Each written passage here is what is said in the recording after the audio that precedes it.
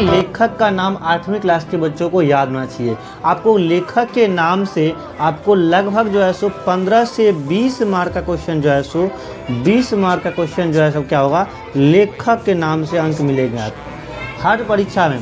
अगर आप 10वीं के छात्र हैं तो भी देखिए, 9वीं के छात्र हैं तो भी देखिए, अगर 8वीं के छात्र हैं तो भी देखिए, 7वीं छात्र तो भी देखिए। ये वीडियो 7वीं, 8वीं, 9वीं, 10वीं तीनों क्लास के बच्चे देख सकते हैं वीडियो, अदर क्लास के तो भी देख सकते हैं, क्योंकि आपको लेखक का नाम हमेशा काम आने वाला है और लेखक के नाम से आपको 15 से 20 मार्क का क्वेश्चन जो है सो पूछेगा ही पूछेगा, तो इसे छोड़ना नहीं है आपको, ठीक है ना। तो बेसिकली पार्ट 1 जो है, पार्ट 1 है जिसमें दिया है तू जिंदा है तू, ये एक कविता है। क्या है? एक कविता है। और इन कविता का जो लेखक है उनका नाम है शंकर शैलेंद्र। क्या नाम है? शंकर शैलेंद्र, ठीक है। उसने एक कविता लिखा था जिसका नाम दिया था उसने तू जिंदा है तू, ठीक है। इसके बाद पार्ट 2 का नाम है ईदगाह। ईदगाह एक कहानी है एक प्रकार के, इसमें हामिद नाम का एक लड़का होता है और उसकी दादी अमीना होता है। उनके बेस पे ईद के दिन रमज़ान के बारे में ये एक कहानी बेस है, ठीक है, जो कि इसको लिखा है प्रेमचंद ने। प्रेमचंद ने एक कहानी लिखा था जिसका नाम था ईदगाह नाम था, ठीक है। इसके बाद एक करमवीर है। करमवीर एक कविता है जिसका लेखक है अयोध्या सिंह उपाध्याय हरिओद, ये ठीक है। इसके बाद है बाल गोविंद भगत, ये एक रेखा चित्र है। क्या है? रेखा चित्र है, जिनके लेखक है राम वृक्ष बेनीपुरी। इसके बाद है हुंडरू का जलप्रपात। ये हुंडरू का जलप्रपात एक झरना है, ठीक है, जो पहाड़ के ऊपर पानी गिरता है, झरना है वो, ठीक है, रांची तरफ है पड़ता है, जो कि एक यात्रा वृत्तांत है। यानी लोग इस ये यहाँ पे यात्रा करने के लिए भी टूरिस्ट सभी पहुँचते हैं वहाँ पे, और बहुत ही अच्छा नज़ारा है ये, ठीक है, और जो कि कामता प्रसाद सिंह काम ने लिखा है। तो यहाँ पे जो है सो फिर है बिहारी के दोहे, यानी ये कविता है जो कि बिहारी ने लिखा हुआ है, लेखक बिहारी है, जिन्होंने एक कविता लिखा है जिनका नाम है बिहारी के दोहे, ठीक है। तो इसमें देख सकते हो बिहारी के दोहे यानी बिहारी कविता, इसमें तो स्टार्टिंग में ही आंसर दे दिया है। इसके बाद एक ठेस है जो कहानी है जिसने फणीश्वर नाथ रेणु ने लिखा है जो है सो आपको बच्चे की दुआ है, जिसे एक कविता है जिसने मोहम्मद इकबाल लिखा है। ये मौत दे के सुन्ना देने का मतलब होता है मोहम्मद होता है, ठीक है। इकबाल ने लिखा था, जो कविता लिखा था बच्चे की दुआ, ठीक है। इसके बाद है अशोक का शस्त्र त्याग, जो एकांकी है, जिनके लेखक है वंशीधर श्रीवास्तव है, ठीक है। और ये अशोक का शस्त्र त्याग में जो है सो कलिंग के राज्य के बारे में बात कर रहा है ज़्यादातर, और ये अशोक जो है सो अशोक के बारे में ज़्यादातर बात की जा रही है, और इनके ऊपर यात्रा एकांकी है, ये एक साम्राज्य की कहानी है, ठीक है। इसके बाद है ईर्ष्या तू न गई मेरे मन से, ये एक निबंध है एक प्रकार का, जिनके लेखक है रामधारी सिंह दिनकर।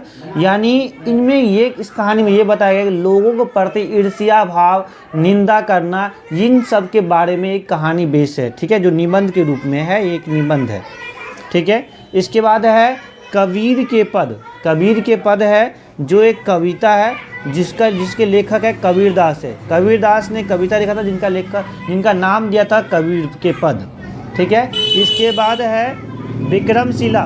विक्रमशिला एक निबंध है जिसे पा दे के सुनना, पू दे के सुनना, बी दे के वर्षिकार दे के सुनना और स दे के सुनना। इसका मतलब होता है पाठ्य पुस्तक विकास समिति। इसका पूरा नाम क्या है? इसका नाम है पाठ्य पुस्तक विकास समिति, समझ गए, यानी पाठ्य पुस्तक विकास समिति ने लिखा था। इसके बाद दीदी की डायरी है, जो एक डायरी है एक प्रकार की, जो उसकी जो दीदी है अपने जो बड़ी बहन है, आप लोग देखते हो घर में बड़ी बहन है या भाई है, उसका क्या डायरी लिखते हैं, तो उसी तरह एक दीदी का डायरी है जिसने एक डायरी के कहानी के ऊपर जो है सो बेस है, हाँ, ठीक है। तो एक डायरी लिखा हुआ है जो कि पाठ्य पुस्तक विकास समिति द्वारा ही है। इसके बाद है पीपल। पीपल कहानी है जो कविता है। पीपल एक कविता है जिसका लेखक है गोपाल सिंह नेपाली, ठीक है। गोपाल सिंह नेपाली ने कविता लिखा जिनका नाम पीपल है। पीपल के बारे में जानते हैं हम लोगों के जीवन में पीपल बहुत प्रकार के उपयोगी है, हालांकि धार्मिक दृष्टिकोण से भी और साइंटिफिक चीज़ से भी, क्योंकि पीपल से काफ़ी मात्रा में ऑक्सीजन निकलता है। इसके अलावा जो है सो ये पीपल का पेड़ जो है सो हम लोग पूजा पाठ के लिए भी उपयोग करते हैं, ठीक है। इसके बाद बात करेंगे दीनबंधु निराला, जो है ये एक निबंध है। क्या है? निबंध है जिसके लेखक है आचार्य शिव पूजन सहाय हैं, ठीक है। इसके बाद है खेमा है, खेमा का कहानी जानते हैं। खेमा एक कहानी है खेमा, इसका नाम पाठ्य पुस्तक विकास समिति है, ठीक है। तो इसमें क्या है, खेमा जो है जो एक कसारा का होटल पे काम करता है, एक छोटा सा बच्चे से लड़का है जिनके पिताजी गरीबी के कारण से बेच देता है एक होटल पे और वो काम करता रहता है, उनके बारे में ये कहानी है। और इनके बाद खुशबू रचते हैं हाथ, ठीक है। और इनके लेखक है आपको ये कविता है और इनके लेखक है अरुण कमल। क्या नाम है? अरुण कमल है, ठीक है।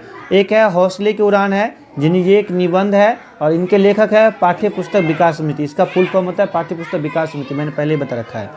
इसके बाद है ये जननायक कर्पूरी ठाकुर है जो एक जीवनी लिखते हैं। जीवनी समझते हैं, किसी के ऊपर जीवनी होता है, जिनके लेखक है पाठ्य पुस्तक विकास समिति है।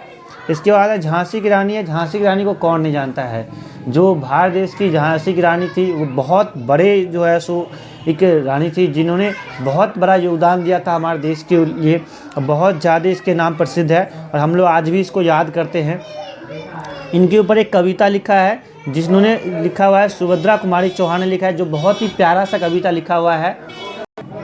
इसके बाद है चिकित्सा का चक्कर है, जो हास्य व्यंग है, जो बेढब बनारसी है, जो एक प्रकार नाटक करता है बीमारी का, ठीक है। उसके बाद है सुदामा चरित है। सुदामा चरित एक कविता है जिनके लेखक है नरोत्तम दास है, ठीक है। इसके बाद है राह भटके हिरण के बच्चे, ये एक प्रकार का कविता है जिसे डॉक्टर नी मतलब शून्य मतलब होता है दिया हुआ है, यानी नियत नाम ने लिखा हुआ है, ठीक है। इनके लेखक है। तो इसी के साथ ही हिंदी के लेखक का नाम से आपको 15 से 20 मार्क, ज़्यादा से 25 मार्क का क्वेश्चन ही पूछ सकता है आपको। और हिंदी के जो है सो लेखक का नाम बहुत ही इंपॉर्टेंट है, आपको क्वेश्चन पूछ देगा कि तू जिंदा है तो क्या है, कविता, निबंध, कहानी, तो आप क्या लिखो, कविता में टिक कर दोगे, ठीक है। या फिर गोला भरने वाला रहता है, गोला ऐसे करके घेर दोगे अपना जो भी है, तो गोला घेरना तो गोला घेर दोगे। इसके बाद पूछ देगा शंकर साइलेंट ने क्या लिखा था, कविता, कहानी, निबंध, तो आप क्या करोगे, कविता में टिक करने वाला टिक कर देंगे, अगर गोला घेरने वाला रहेगा तो क्या करेंगे, गोला घेर देंगे, ठीक ना। तो विद्यार्थी सब, आप सभी विद्यार्थी बच्चा पार्टी सबसे निवेदन है कि आप लोग क्या करिए, चैनल को जो है ना सब्सक्राइब जरूर कर लीजिए, सब्सक्राइब जरूर कर लीजिए और बेल आइकन का बटन जरूर दबा दीजिए, ठीक है। सब्सक्राइब कर लीजिएगा तो जब भी हम किसी प्रकार का वीडियो अपलोड करते हैं या वीडियो लाइव होगा तो आप लोगों को सबसे पहले पहुंचेगा और आपको इन सब के बारे में जितने भी इम्पोर्टेंट जानकारी है इनके बारे में आपको मिल सके। कि 15 से 20 मार्क जो है लेखक का नाम जो है सो बहुत अहम रखता है हर एग्जाम में, ठीक है। तो लेखक का नाम जरूर याद कर लीजिए अच्छे से। तो मिलेंगे नेक्स्ट वीडियो में, तब तक के लिए बाय बाय, जय हिंद, वंदे मातरम। तो चलिए क्लास 8वीं का जो ईदगाह कहानी है उसका जो है सो पार्ट से मतलब क्वेश्चन है, अभ्यास प्रश्न। तो पहला प्रश्न है, ईद के दिन अमीना क्यों उदास थी, इसके बारे में क्वेश्चन का आंसर देखते हैं, ठीक है। तो ईद के दिन अमीना अपनी दीनता, बेसहारापन तथा आर्थिक दुर्दशा के कारण उदास थी। वह सोच रही थी कि अपने अनाथ पोते को इस महान पर्व के अवसर पर मेला जाने के लिए पैसे कहाँ से देगी, क्योंकि उसके घर में दाना भी तो नहीं थे। मतलब कहने का मतलब कि इतने गरीब और असहाय थे जो अमीना थी, यानी हामिद की दादी जो थी वो बहुत ही उदास थी। क्यों उदास थी? क्योंकि ईद का दिन था, रमज़ान की 30 रोज़े के बाद क्या आता है, ईद का त्यौहार आता है। और ईद के दिन क्या हुआ था कि अमीना अपनी दीनता और बेसहारापन थी के कारण जो है तथा आर्थिक दुर्दशा के कारण उदास थी। वह सोच रही थी कि अपने अनाथ पोते को इस महान पर्व के अवसर पर मेला जाने के लिए पैसे कहाँ से देगी, क्योंकि उसके घर में दाना भी नहीं थे। मतलब कहने का मतलब है कि ईद का दिन है, आज जो है सो मेला लगा हुआ है गाँव में, और क्या है ईदगाह सब गए, ईदगाह मेला लगा हुआ है, लेकिन उसका घर का ऐसी स्थिति है कि जो है सो उसके घर में एक दाना तक नहीं है। अब सोचो कितनी जो है सो मतलब दुखदायी पल थे जो उनके घर में एक दाना तक नहीं है। फिर भी जो है सो अपने बच्चों के लिए सोचता है, अपने लिए ना सोचकर बच्चे के लिए सोचते हैं, अपने पोते के लिए सोचते हैं कि अपने कोठरी में बैठ के रो रही हैं और अमीना उदास ही है। अब बोल रही है, सोच रही है कि ईद के दिन अमीना सोच रही है कि मेरा पोता जो हामिद है वो मेला देखने जाएगा, तो कैसे जाएगा, उसको मेला देखने के लिए पैसे कहाँ से दे, ठीक है। चलिए आज हम क्वेश्चन नंबर 2 करने वाले हैं। क्वेश्चन 2 है, हामिद मिठाई या खिलौने के बदले चिमटा पसंद करता है, क्यों? तो चलिए इसका आंसर जानते हैं कि हामिद जो मेला जाता है ईदगाह मेला, तो उसमें क्या होता है, हामिद मिठाई या फिर खिलौने के बदले चिमटा ही पसंद आखिरकार क्यों करता है, इनके बारे में हम इसका आंसर जानते हैं। तो हामिद जो है मिठाई या खिलौने के बदले चिमटा इसलिए पसंद करता है क्योंकि रोटी सेकते समय दादी की उंगली जल जाती थी। अगर वह चिमटा लेकर दादी को देगा तो उसकी उंगली नहीं जलेगी। मिठाई या खिलौने क्षणिक सुख देने वाले हैं, इसलिए उसने चिमटा ही पसंद किया। यानी चिमटा इसलिए पसंद किया क्योंकि उनकी दादी जो थी ना, हामिद की दादी जिसका नाम अमीना था, वो जो घर पे जो रोटियां सेकती थी तावे से, तो उनको रोटी उतारते समय क्या था, सेकते समय हाथ उसका जल जाता था। इसलिए हामिद को वो चीज़ पता था, देखा हुआ था अपनी दादी का दुख, इसलिए उसने मेले में उसने नहीं मिठाई खरीदा नहीं खिलौने लिया, बल्कि उसके जगह पर उसने क्या किया, चिमटा को पसंद किया और अपने दादी के लिए चिमटा लेकर गया और उसने चिमटा दिया, और ताकि उनकी दादी की उंगलियां क्या होगा, आगे से न जले। ठीक है, तो आप लोग भी इस तरह काम जरूर करिए और हामिद की तरह बनिए और क्या करिए, अपने परिवार के लिए, अपने दादी के लिए, अपनी माँ के लिए, अपने पिता के लिए इस तरह काम जरूर कीजिए। और ठीक है, आप लोगों को कितने कष्ट सोच सकते हैं कि ये छोटा सा बच्चा क्या होता है कि मिठाई या खिलौने को छोड़कर क्या कहता है, चिमटा खरीदता अपनी दादी के लिए। कितना दया भावना उसके अंदर है और सहनशीलता भी है। तो चलिए, स्वागत है आपके अपने चैनल स्टडी वीडियो। मैं उमेश सर आज फिर से आ चुका हूँ ईदगाह कहानी के क्वेश्चन नंबर 1 नंबर कर चुके हैं, 2 नंबर कर चुके हैं, 3 नंबर क्वेश्चन आज हम करने वाले हैं। 3 नंबर क्वेश्चन क्या है ईदगाह कहानी का, मेला जाने से पहले हामिद दादी से क्या कहता है। यानी जब मेला जाता है हामिद, तो मेला जाने से पहले हामिद जो है अपनी दादी माँ से क्या कहता है, इनके बारे में हम जानने का प्रयास करते हैं, है ना।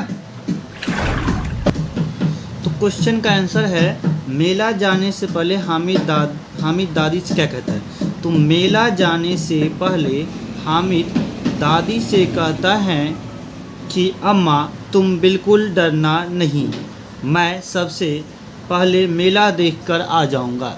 यानी हामिद जो है कह रहा है, हामिद किससे कह रहा है, हामिद कह रहा है अपने दादी से कहता है कि दादी आप चिंता मत करिए, मैं मेला देखकर क्या होऊंगा, सबसे पहले आ जाऊंगा। ठीक ना। यानी जो दादी जो है, जाहिर सी बात है उनकी दादी माँ थी हामिद की, तो चिंता करेगी। जैसे मान लीजिए आप ही एक बच्चे हैं, तो बताओ बच्चे कि मतलब अगर आपकी मम्मी है, आप 5 साल के थे, 10 साल के थे, 7 साल के, 5 साल के थे, उस समय क्या था कि जब आप मेला देखने जाते थे तो आपकी मम्मी को चिंता होती थी, डर लगता था कि कहीं जाएगा तो खो ना जाए, कुछ हो ना जाए, इसलिए चिंता होता था। तो आप क्या बोलते, मम्मी चिंता मत करिए, मैं सबसे पहले मेला देखकर आ जाऊँगा। उसी तरह दादी जो अमीना है, हामिद की दादी, उनको जो है सो हामिद कहता है कि अम्मा आप बिल्कुल मत डरिए, मैं जो ईदगाह का मेला है वो पहले देखकर सबसे पहले आ जाऊंगा, आप चिंता मुक्त रहिए, चिंता बिल्कुल मत करिए, मेरी चिंता मत करिए, मैं सबसे पहले आ जाऊंगा मेला देखकर। ठीक है, ये दिलासा देते हैं जो हामिद जो है वो अपने दादी से कहता है, और कि अम्मा तुम बिल्कुल न डरना, यानी सहूलियती देता है, दिलासा दिलाता है कि आप चिंता मत करिए, चिंता मुक्त हो जाइए, यानी भरोसा दिलाता है उनको कि आप जो चिंता मत करिए, मुझे कुछ नहीं होगा, मैं सबसे पहले मेला देखकर आ जाऊंगा, है ना। कौन दर्शाता है, मतलब दिलासा देता है, भरोसा दिलाता है, हामिद देता है, कहता है किससे, तो अपनी दादी से कहता है। ठीक है, तो ये बहुत ही अच्छा और प्यारा सा क्वेश्चन था। ये आप लोगों की बचपन का याद आया होगा, बचपन में भी आप लोगों को भी जो है सो मम्मी जब रोती थी, मेरा मत जाओ बाबू, हो जाएगा, मत जाओ, जो भी कुछ खाना पीना है मैं यहीं पे खरीद दूँगा, ऐसा होता था, या हम जब चलेंगे तब चलना, मत जा, या रोकते थे, डांटते थे। बचपन में ऐसा होता था कि मम्मी जो है आपको मारती भी होंगी, देखते होंगे अक्सर आप रोने भी पड़ते होंगे, रुस जाते होंगे, खाना नहीं खाते होंगे और बोलते होंगे, बोलेंगे कि जब तक आप जो है मुझे मेला नहीं जाने देते तो मैं नहीं खाऊंगा, मेला नहीं, तो जिद करते थे हम लोग। ठीक है, इस तरह से बहुत सारे इंटरेस्टिंग प्यारे प्यारे बातें थे। ठीक है, आपको अभी भी याद होगा, तो आप लोगों को बिल्कुल याद होगा। ठीक है, आप लोग याद करते हैं तो बहुत अच्छा, क्या मतलब उसमें क्या क्यूट सा पल था, कैसा मतलब एकदम एहसास, एक अलग ही एहसास था। उसमें मेला जाने का जुनून ही कुछ और था। ठीक है, तो उस समय दिलासा देते। उसी तरह हामिद भी अपनी दादी से क्या कर रहा है, दिलासा दिला रहा है, दादी को क्या भरोसा दे रहा है कि अब चिंता मत करिए, निफिक्र रहिए, मैं सबसे पहले मेला देखकर आ जाऊँगा, है ना। तो चिंता मुक्त है। ठीक है, चलिए क्वेश्चन नंबर 4 की ओर बढ़ेंगे। और हेलो बच्चों, ईदगाह कहानी के क्वेश्चन हम जो कुछ क्वेश्चन है वो हम लोगों ने कर लिया है। तो कुछ क्वेश्चन हम लोगों ने कौन कौन सा क्वेश्चन कर लिया, तो हमने question number first second third कर लिया है। ठीक है, फर्स्ट सेकेंड थर्ड कर लिया है और क्वेश्चन नंबर 4 की ओर आ चुके हैं और क्वेश्चन नंबर 4 की ओर बढ़ते हैं और क्वेश्चन नंबर 4 आज हम देखने वाले हैं।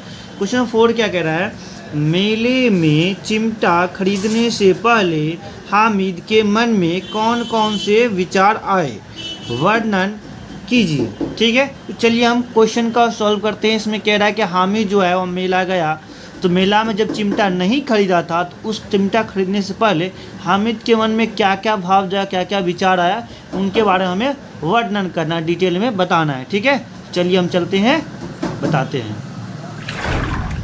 तो मेले में चिमटा खरीदने से पहले हामिद के मन में कौन कौन से विचार आए, वर्णन कीजिए। मेले में चिमटा खरीदने से पहले खिलौने तथा मिठाई खाने के विचार आए, लेकिन उसके पास 3 पैसे ही थे, इसलिए इन चीज़ों को खरीदने का विचार छोड़कर वह लोहे की दुकान पर गया। यहाँ चिमटे देख उसे ख्याल आया कि दादी को चिमटा नहीं है। तावे से रोटियां से उतारते समय हाथ जल जाता है। अगर वह चिमटा ले जाकर दादी को देता है तो वह काफ़ी प्रसन्न होगी और तब उसकी उंगलियां नहीं जलेगी। खिलौने से क्या फ़ायदा, व्यर्थ में पैसे खराब होते हैं। तो इसमें क्या कह रहा है, जो हामिद जो है वो क्या होता है, छोटा सा बच्चा है जो जैसे ही यहाँ अपनी दादी से विदा लेता है और जाता है कहाँ, मेला जाता है ईदगाह देखने के लिए। ठीक है, और मेला जब जाता है तो मेले में चिमटा खरीदने से पहले क्या क्या विचार है उनके मन में, ये पूछ रहा है। तो हामिद जो है पहले कहाँ आता है, खिलौने के दुकान की तरफ आगे में आता है, खिलौने दुकान पर देखता है, फिर मिठाई का दुकान खाने के विचार आए, मतलब खिलौने खरीदने का लालसा होता है हर बच्चे का कि हम भी खिलौने से खेलें। ठीक है, मिठाई खाए लजीज, जैसे रसगुल्ला, रसमलाई, लाल मोहन, सब मुंह में तो पानी आ ही गया होगा, बिल्कुल। चलो, लेकिन उसके पास 3 ही पैसे थे। कितने पैसे थे, मात्र 3 ही पैसे थे। ठीक है, इसलिए इन चीज़ों को खरीदने का विचार छोड़कर वह लोहे की दुकान पर, 3 ही पैसा था, वो सोचा 3 पैसा मैं खर्च कर लूँगा, तो फिर आगे जब आया तो लोहे की दुकान पे वो गया। ठीक है, तो यहाँ चिमटे देख उसे ख्याल आया, चिमटा जैसे ही नज़र पड़ा चिमटा पे, लोहे की दुकान पे, तो हामिद को कुछ ख्याल आया। क्या आया ख्याल, दादी को चिमटा नहीं है, यानी दादी के पास जो है चिमटा नहीं था। जो चिमटा उसे कहते हैं दोस्तों, जो रोटी को उतारते समय जो चिमटा का यूज करते वो होता है।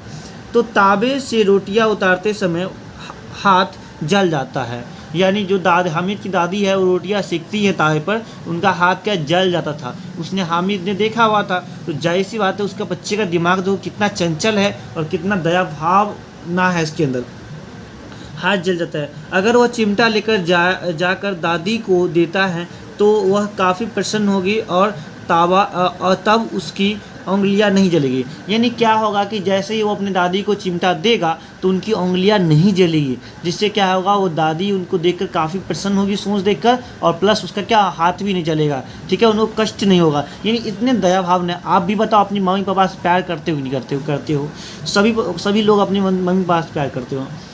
ठीक है, प्यार करते हो तो क्या उनको कष्ट में देख सकते हो, नहीं देख सकते हो ना, कष्ट में नहीं देख सकते हो।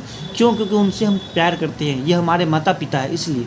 उसी तरह वो दादी है, उसी तरह जो है सो हामिद की भी दादी है, जो दादी माँ है, उनको कष्ट में नहीं देख सकता है। तो उसने क्या किया, बाकी चीज़ों का भाव छोड़कर उसने क्या किया, चिमटा खरीद लिया।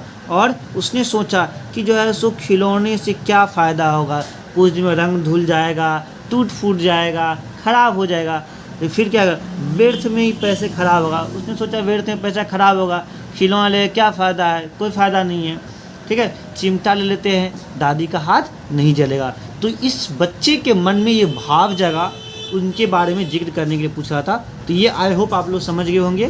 तो मिलते हैं नेक्स्ट वीडियो में क्वेश्चन आज के ऊपर अपने चैनल स्टडी विथ में। अब तक हमने क्वेश्चन नंबर 1, 2, 3, 4 तक हमने क्वेश्चन कर लिया। क्वेश्चन नंबर अब 5 देखने वाले हैं। 5 नंबर क्वेश्चन क्या है वो जानने का प्रयास कर रहे हैं। हामिद ने चिमटे को किन किन रूपों में उपयोग करने की बात कही है। यानी हामिद जो है, लड़का जो है, वो अमीना का पोता जो था, वो हामिद के बारे में पूछ रहा है कि वो चिमटा जो खरीदा तो वो किन किन रूपों में उपयोग करने की बात की है। आइए हम जानते हैं कि हामिद ने किन किन रूपों में अपने जो चिमटा खरीदा था 3 पैसे में, उनका कैसे कैसे उपयोग किया, इनके बारे में हम जानते हैं।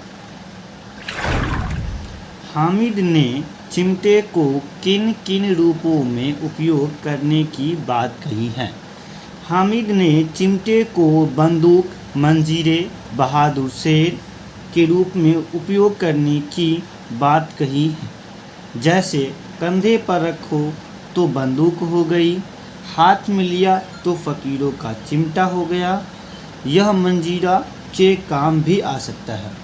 यानी क्या कह रहा है कि हामिद जो लड़का है वो क्या कह रहा है कि हामिद ने चिमटे को जो है सो बंदूक के रूप में उपयोग किया, मंजीरे के रूप में, बहादुर शेर के रूप में उपयोग करने की बात कही थी। ठीक है, कौन कहा था?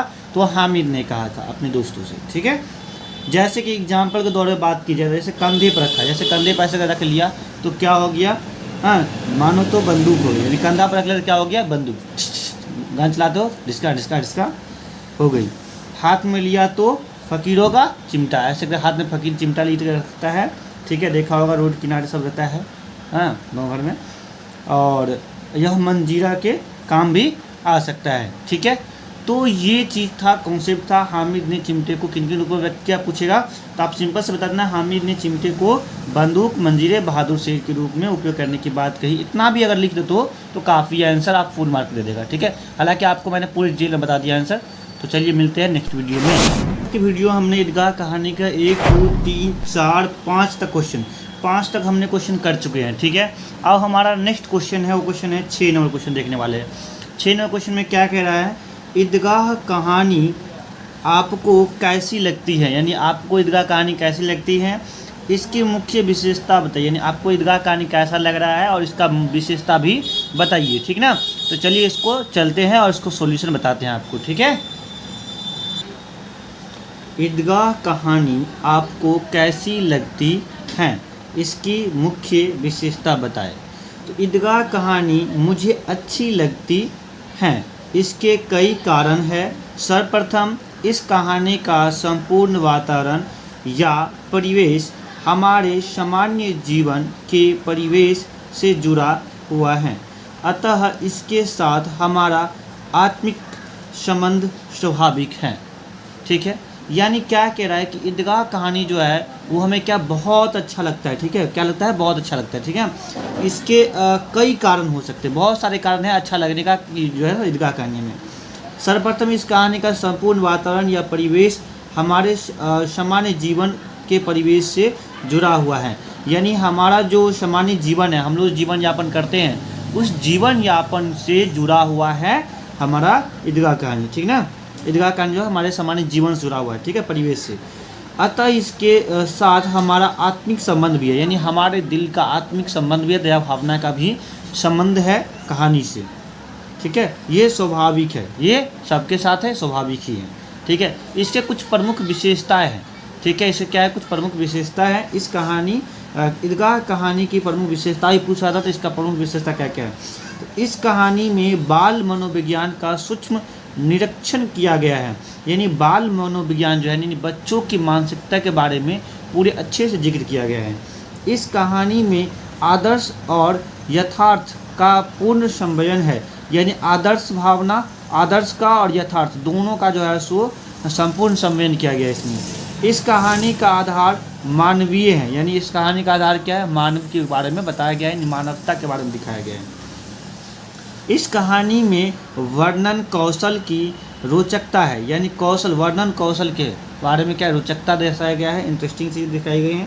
इस कहानी का हमारे व्यवहारिक जीवन के साथ सीधा संबंध है, यानी इस कहानी में क्या है? हमारे जो व्यवहारिक जीवन है, हम लोग जीवन यापन करते हैं, उस व्यवहारिक जीवन का जो इसके साथ सीधा संबंध है। ठीक है, इस कहानी यह कहानी जो है सो सार्थक, उपयुक्त और प्रभावपूर्ण है, यानी ये कहानी बहुत ही अच्छा, सार्थक और उपयुक्त है और प्रभावपूर्ण भी हैं, यानी ये कहानी हम पे प्रभाव भी डालती हैं, ठीक है। एक जो है सो मतलब मोटिवेट करता है, एक बच्चे की मनोवृत्ति की दर्शाती हुई कहानी को ईदगाह कहानी जो है एक मोटिवेट के थ्रू जो है सो हमें क्या कहते हैं ग्रोथेबल बनाता है, और हमें जो है सिखाता है कि किस ढंग से किस प्रवृत्ति में कैसा करना चाहिए, कहाँ पे किस ढंग से कैसे कैसे होना चाहिए, व्यर्थ में पैसे नहीं खर्च करना चाहिए, क्या चीज़ लेने से फ़ायदा होगा, क्या चीज़ करना चाहिए, क्या चीज़ नहीं करना चाहिए, इनके बारे में बताया गया है। किस जगह पे कैसे काम निकाल सकते हैं, दोस्तों के बीच बेइज्जती हो रहा है तो उसको भी जो है क्या सुधार सकते हैं,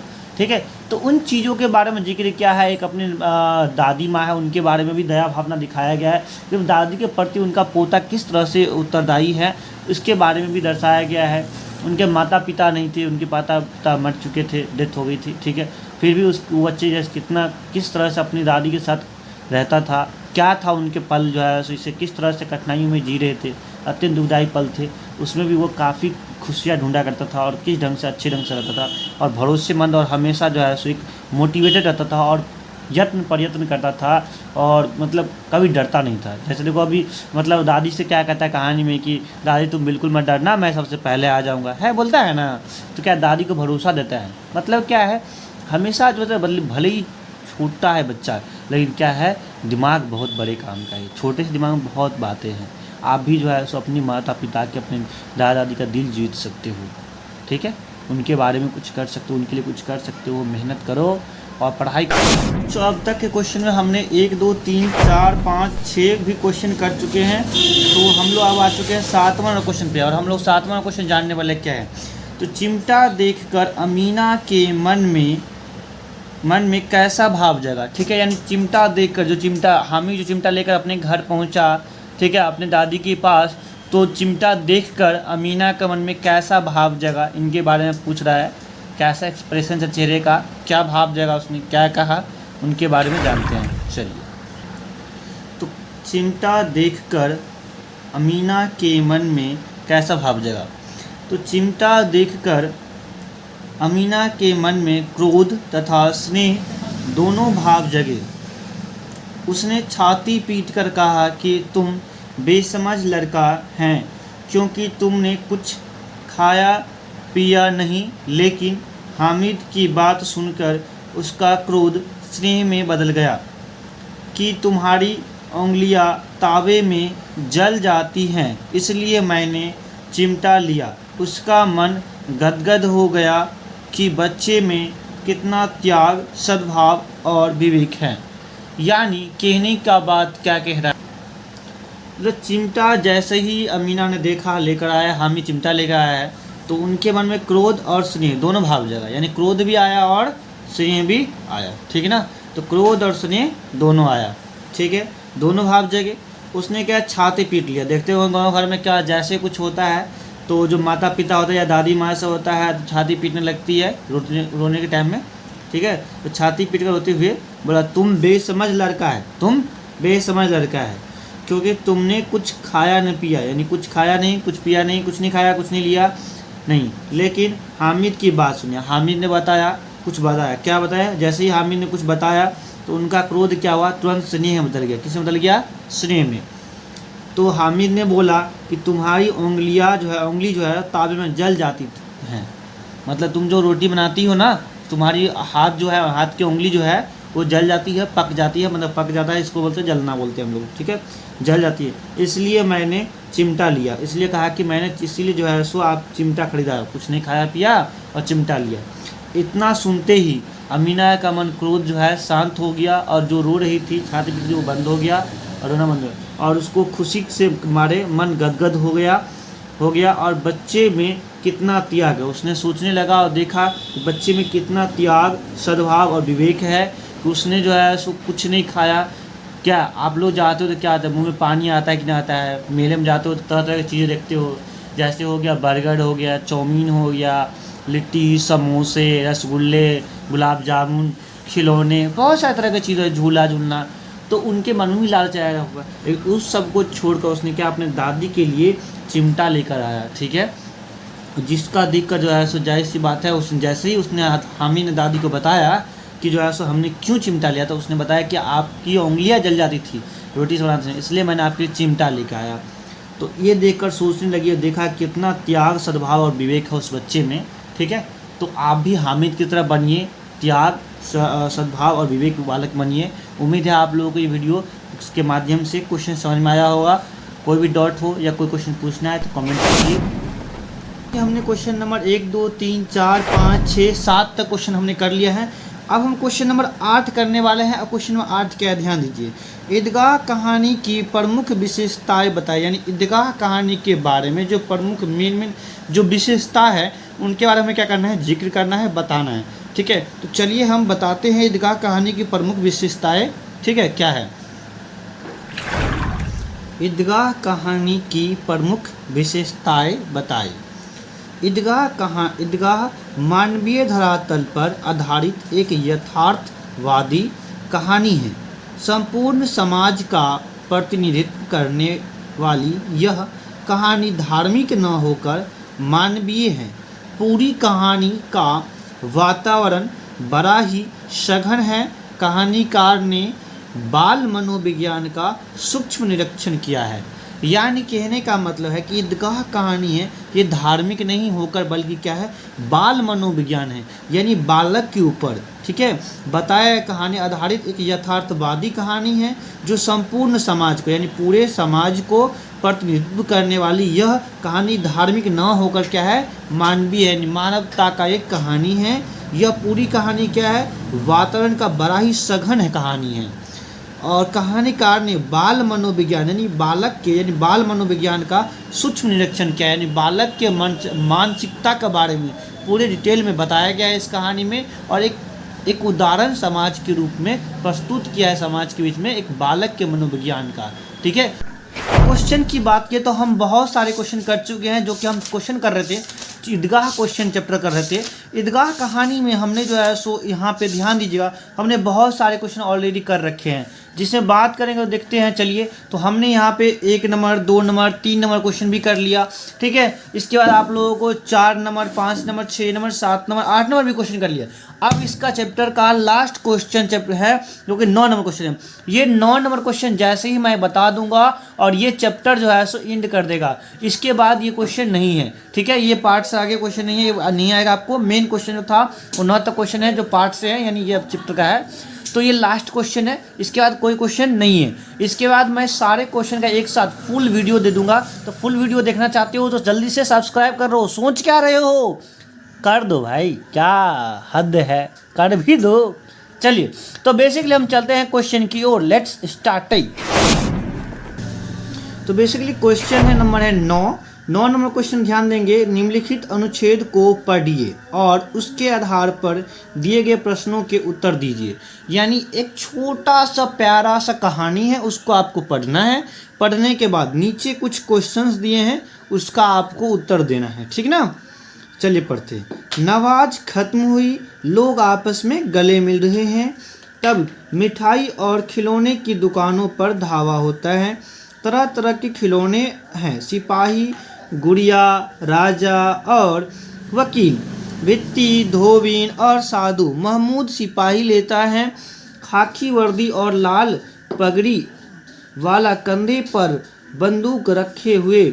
मोहसिन को भिश्ती पसंद आया, कमर पर मशक रखे नूरे को वकील से प्रेम है। काला चोंगा, नीचे सफ़ेद अचकन, एक हाथ में कानून का पोता लिए हुए, सब 2-2 पैसे के खिलौने हैं। हामिद के पास कुल 3 पैसे हैं, इतने महंगे खिलौने वह कैसे ले? कहीं हाथ से छूट गया तो चूर चूर हो जाएगा, पानी पड़ा तो सारा रंग धुल जाएगा। ऐसे खिलौने लेकर वह क्या करेगा? अब इसी में से कुछ क्वेश्चन दे दिया। क्वेश्चन क्या दिया है? पहला क्वेश्चन, नमाज खत्म होने के बाद लोग क्या कर रहे थे? तो इसी में से पढ़ कर क्या करना है, आंसर देना है। इसी से ढूंढ के चलिए हम बताते हैं इसका आंसर।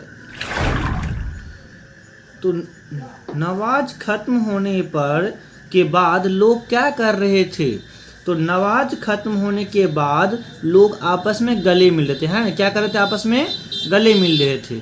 ठीक है। यानी जो मुस्लिम धर्म के लोग होते हैं, जैसे ही नमाज खत्म होता है ईदगाह में मेले पे, तो लोग क्या करते हैं, आपस में एक दूसरे के गले लगकर मिलाद करते हैं, यानी मिलते हैं, ठीक है। इसके बाद क्वेश्चन नंबर है ख नंबर क्वेश्चन में है दुकानों में किस किस तरह के खिलौने थे, यानी दुकान में किस किस तरह के खिलौने मेले पे बिक रहे थे। तो दुकानों में तरह तरह के खिलौने थे, मतलब तरह तरह के बहुत प्रकार के खिलौने थे। जैसे एग्जाम्पल दिया है सिपाही, गुड़िया, राजा, वकील, भिश्ती, धोबिन और साधु। तो ये है, मतलब बहुत सारे नाम दिए गए हैं। तो आप लोग कमेंट में जरूर करें कि आपको इसमें से कौन सा खिलौना पसंद आया, सिपाही या गुड़िया या राजा, वकील, भिश्ती, धोबिन, साधु, कौन सा पसंद आया। और इसमें से कोई सा भी नहीं पसंद तो आपको कौन सा पसंद है वो कमेंट में जरूर लिखिए, ठीक है। चलिए गौ नंबर क्वेश्चन ध्यान दीजिए। गौ नंबर क्वेश्चन में क्या है, वे खिलौने किस चीज़ के बने थे, यानी दुकान में जो मिल रहा था वो खिलौने किस चीज़ के बने हुए थे। तो वे जो है सो खिलौने क्या करते, मिट्टी के बने होते थे। किस चीज़ के बने हुए थे, मिट्टी के, यानी मिट्टी का बना हुआ था। लोग क्या करते, पहले मिट्टी का खिलौना बनाते थे और मेले में बेचते थे, ठीक है। तो वो बता रहा है, ठीक है। चलिए आगे बढ़ते हैं। अगला क्वेश्चन है महमूद, मोहसिन और नूरे ने कौन कौन से खिलौने खरीदे, ठीक है। तो महमूद ने सिपाही, मोहसिन ने भिश्ती तथा नूरे ने वकील खिलौने खरीदे। यानी जो महमूद जो लड़का है उसे सिपाही पसंद आया तो सिपाही खरीद लिया अपना, मोहसिन को भिश्ती पसंद आया तो मोहसिन ने भिश्ती खरीद ली, नूरे को जो है सो वकील पसंद आया तो वकील खरीदा। तो इन तीनों ने क्या क्या खरीदा ये लिख दिए, बस सिंपल है। जैसे आपने क्या खरीदा वो भी कमेंट में लिख दो।